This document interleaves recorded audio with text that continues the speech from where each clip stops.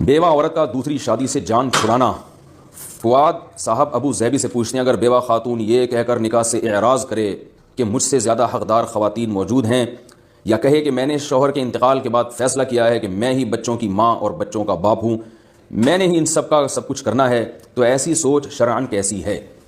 اس بارے میں ایک حدیث بیان کی جاتی ہے ابو داؤد کی، کہ آپ صلی اللہ علیہ وسلم نے فرمایا جو عورت بچوں کی خاطر شادی نہ کرے تو قیامت کے دن وہ میرے ساتھ ہوگی۔ لیکن یہ حدیث صحیح نہیں ہے، اکثر علماء بھی اس کو بیان کرتے ہیں۔ یہ حدیث نہ صرف یہ کہ صحیح نہیں ہے، نحاس بن قاسم اس حدیث میں راوی ہیں جو ضعیف راوی ہیں، اور ویسے دوسری صحیح حدیثوں اور قرآن کی آیتوں کے بھی خلاف ہے، کیونکہ قرآن مجید میں اللہ کا حکم ہے انکحوا الایام منکم، جو بھی بے نکاح ان کا نکاح کرا دیا کرو۔ اس بے نکاح میں کماری لڑکیاں بھی داخل ہیں، کمارے لڑکے بھی داخل ہیں، بیوہ طلاق یافتہ سب اس میں داخل ہیں، یعنی جس کا بھی نکاح نہیں ہے تو اللہ نے ترغیب دی ہے اس کا نکاح کرایا کرو، اور حدیث میں بھی ترغیب ہے نکاح کرنے کی، اور آپ صلی اللہ علیہ وسلم نے خود بیوہ عورتوں سے نکاح کیے۔